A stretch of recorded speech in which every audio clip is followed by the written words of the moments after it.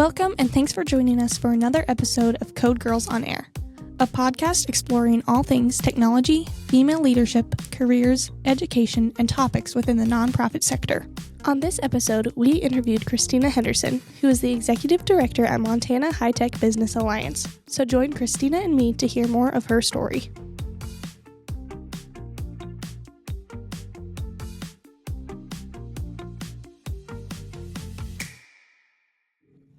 Welcome, Christina. Thank you for joining us on Code Girls on Air today. Well, thanks for having me. Yeah, do you think you could start by introducing yourself and then also telling us a little bit about your background and your career? Sure.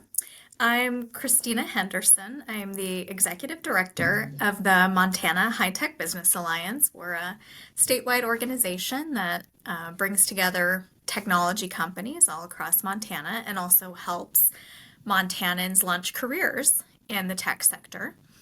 My background, I grew up in rural Iowa. My parents were both school teachers, and I went to college at the University of Iowa, and I met my now husband, Eric, who is a forester, and so his job took us to various places with trees, most recently Montana. So we moved to Montana in 2011. Oh, wow.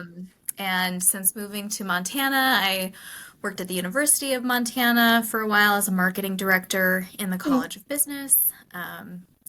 Got my MBA there, and then shortly before I was finished, I left to help start the Montana High-Tech Business Alliance, and so that's what I do now. And I've been doing it for the last 10 years.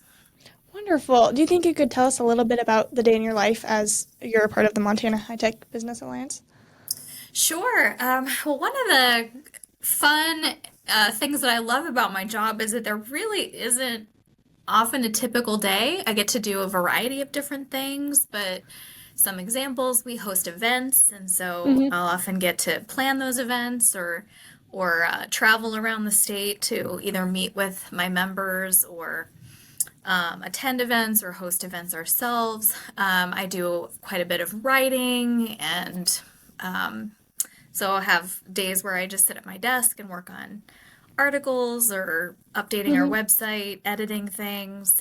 And then, a lot of administrative work, business type stuff, but, I feel like no day is the same, and I get to meet a lot of really interesting, creative people, a lot of entrepreneurs who are starting new things, a lot of technical people who are really smart, so it's a very interesting job for sure. Yeah, no, that's wonderful. It's fun when you can switch things up day to day. So did you always kind of want to go into this field, or do you have something else in mind when you were going into college? Oh, I completely had something else in mind and never would have pictured myself doing what I do now. So growing up, I always loved English, language arts, foreign languages, and so my plan was to become an English teacher. So that's what I went to college for. I have a degree in English education, and because my parents were both teachers, I kind of knew what that profession was about, and I really liked the idea of helping people, and you're always learning in education. So I was going to go that route, and I taught for about 4 years, but then with my husband's job, we moved to the Upper Peninsula of Michigan to a town called Escanaba. So it's kind of off of Wisconsin. It's on the Great Lakes. It's a beautiful part of the country, but there were no teaching jobs, and so there just wasn't even anything to apply for. And so I had to kind of rethink, what do I want to do with myself and with my English degree? And I love to do community theater, so I tried out for a lot of plays, and one of my friends from theater suggested that I contact this gentleman who ran a local marketing agency because he would hire actors to voice radio ads or television ads for his business. So I went in to voice a radio ad, and I was offered a job in marketing, and the owner of that business said that he would teach me everything I needed to know about marketing, how to write ads, how to work with clients. He just needed somebody to fill the role. And I said, okay, I'll give it a try. And I ended up falling in love with business, and it was completely unexpected. You never would have, Yeah. as a student, I never would have thought to study business or that that was something that I would like. But I really loved working with small businesses. They were people who were inventing things, were creative. They often wanted to create jobs for their neighbors or Hmm. their family. And so it was very interesting work, and I got to work with really interesting people and discovered that I really loved business. And then Yeah. I also discovered that I really loved working with technology businesses in particular. So folks Huh. who are in advanced manufacturing or software. I could just see I worked in economic development when we lived in Michigan as well, and I could see the impact that those sorts of companies had in Hmm. helping to create jobs and create a strong local economy because they were often high paying jobs and, really created a lot of value. And Hmm. so I kind of gravitated toward working with those specific kinds of businesses. So I never would have expected to follow this path, but once I got in there, I realized that there were actually really exciting pathways for people like me who like to write, like to, you know, Yeah. speak, were good communicators, and they didn't always have to be a technical person to do well Right. in business or in the technology field. Yeah, no, that's wonderful. So you kind of jumped right into business and you talked about opportunities and you didn't realize it opened the doors to all of those. What else was something that really surprised you going into business? Oh boy, what else surprised me? I guess besides how much I liked it, I guess I was surprised that business could be a really good channel for someone like me who really wanted to help people Mm, and solve problems.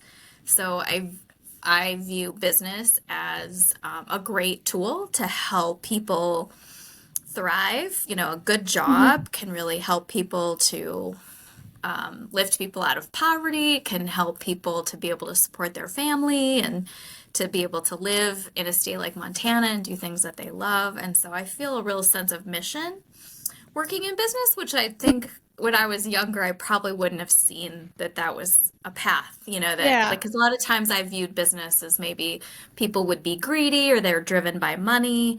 But Hmm. actually, working in business, I find I get to work with a lot of people who do want to do good things in society and are solving problems for society through, whether it's creating a product or creating an app or software.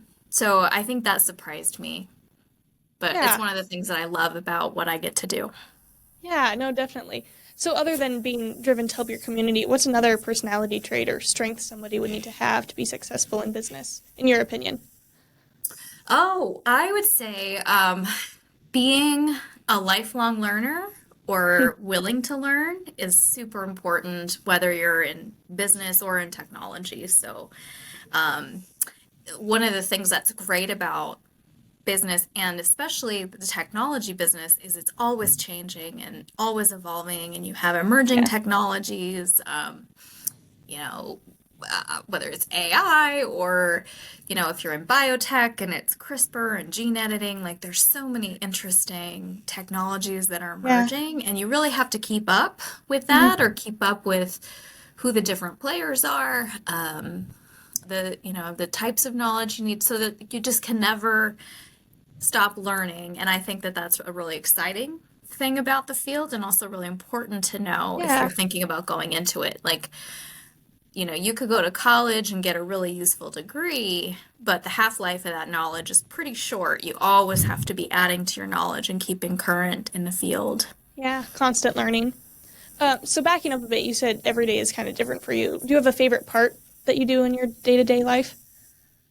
Oh, well, I always love learning about new businesses. Right. So getting to meet new startups, new businesses, hearing what people are doing, and that's exciting for me. I really love also, like, I've been in my job long enough now, more than 10 years, that I have long-term relationships and I've known some people Mm. for a long time. So it's always fun to get out and visit with my members at events or Yeah. different or stopping by their businesses and hearing what's new and different in their world.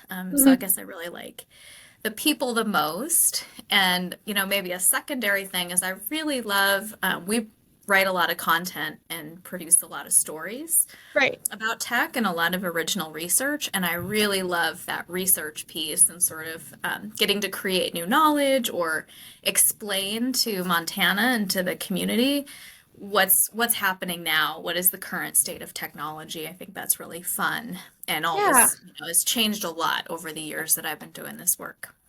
Yeah, because you've written for Montana Business Quarterly, correct? Yeah, yep, Yeah, can you tell yep. us more about your experience with that and then other journals you've written for too?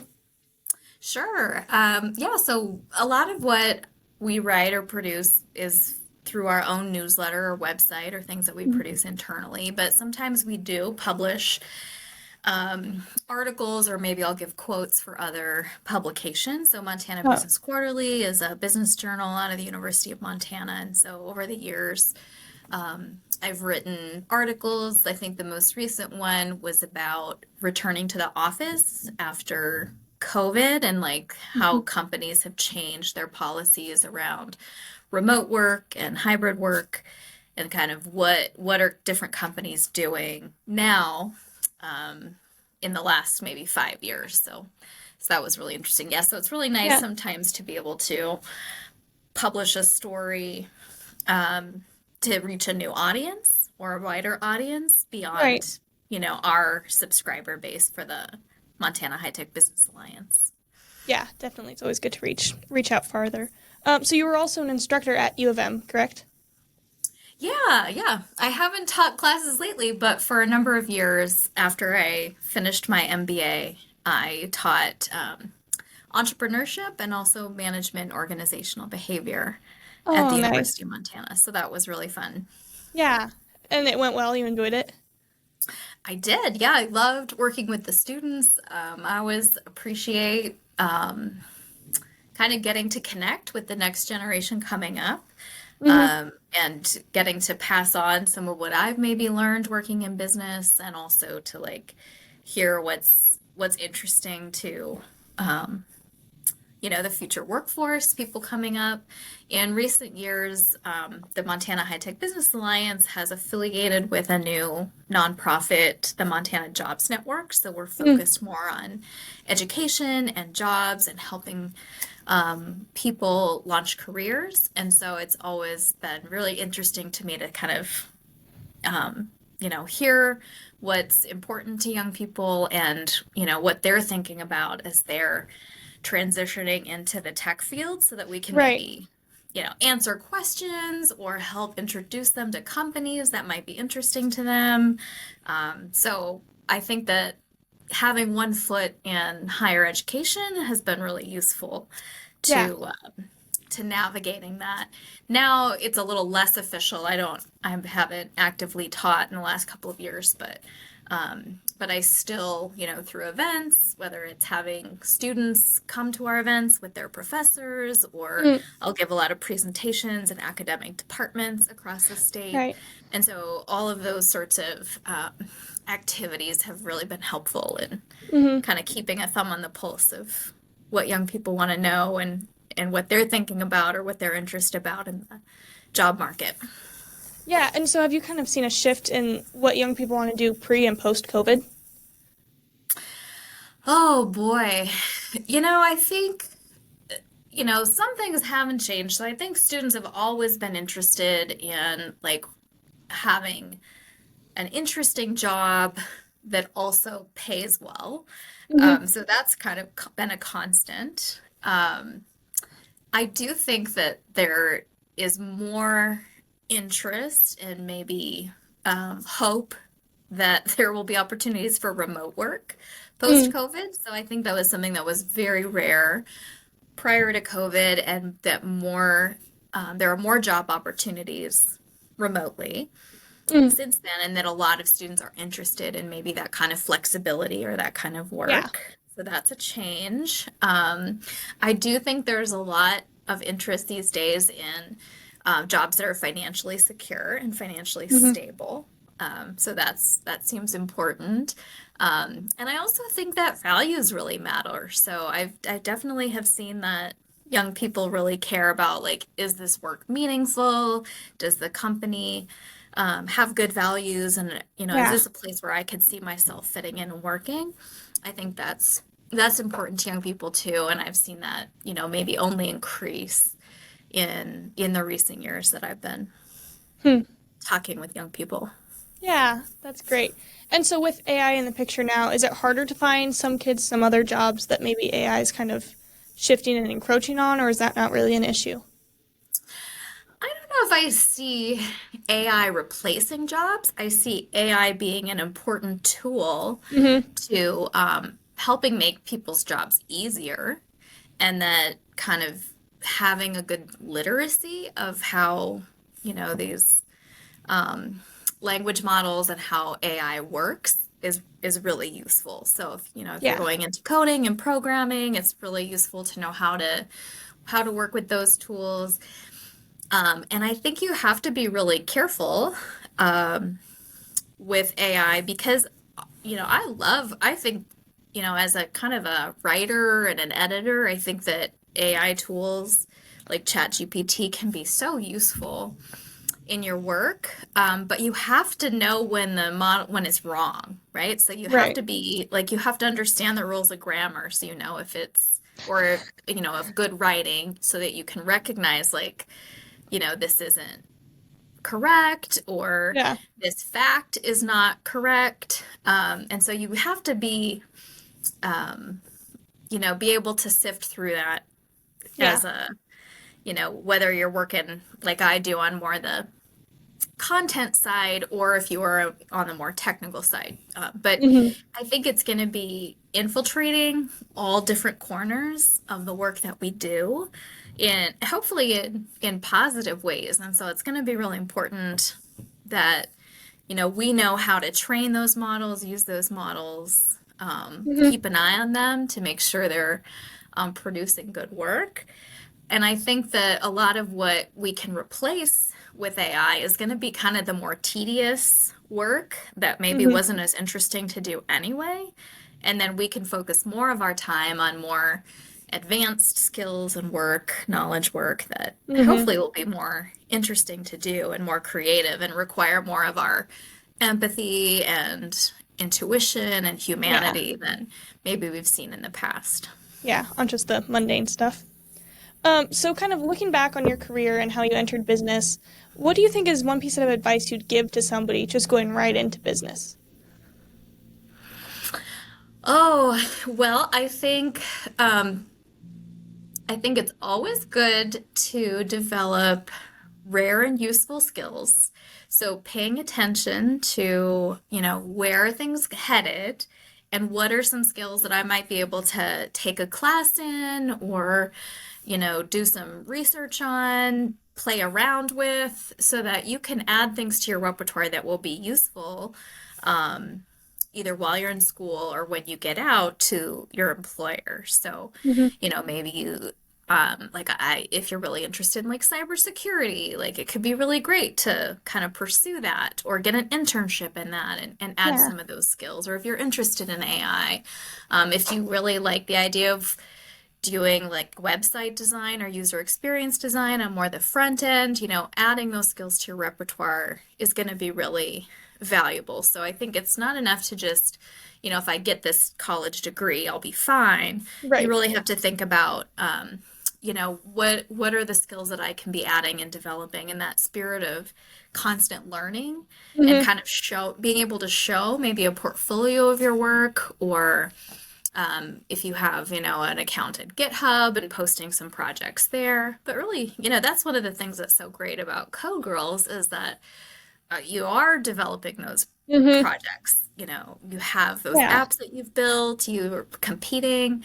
And so I think you have a lot to show for and a lot of skills that you're adding Mm-hmm. that can help direct you. It's useful in two ways. So, one, it shows somebody that might hire you what you can do, but it also Mm-hmm. is a way for you to try things out and see what you might like Right. to do.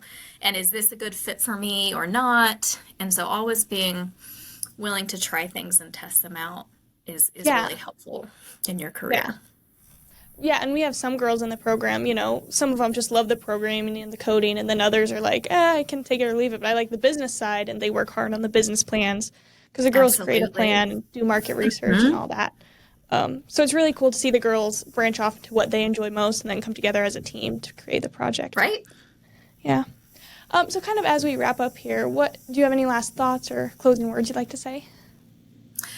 I will just add that I do think that sometimes, I don't know how much young people realize how valuable it is to be comfortable with technology and merge that with business. And you mentioned, that the girls on your teams, that some of them really gravitate to business. I mentor First Robotics in Missoula, where I live. My son is on a team, and I'm not a technical person, so I'm not building robots, I'm not programming, I'm doing the business stuff. But it's so awesome that I get to work with students who are really interested in media and video. Maybe they'd love to do what you're doing and making a podcast or photography. And so all those sorts of skills are so important in the technology field, or being able to do fundraising and talk to businesses, or marketing and communication. And so there can be so many great pathways for folks that are interested in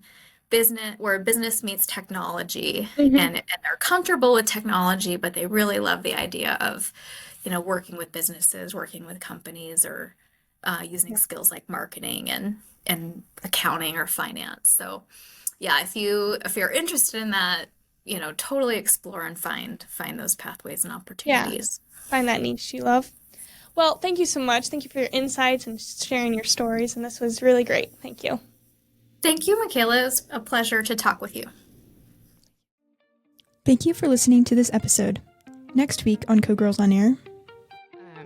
The two traits that come to mind with that are really both like tapping into your analytical side, and then also tapping into your creativity. And what I think is interesting about that is that like so often our society paints those two things as like separate. Yeah. Right? Yeah. Like, or that they can't really like coexist together. They're like different buckets. But I actually think they complement each other super well.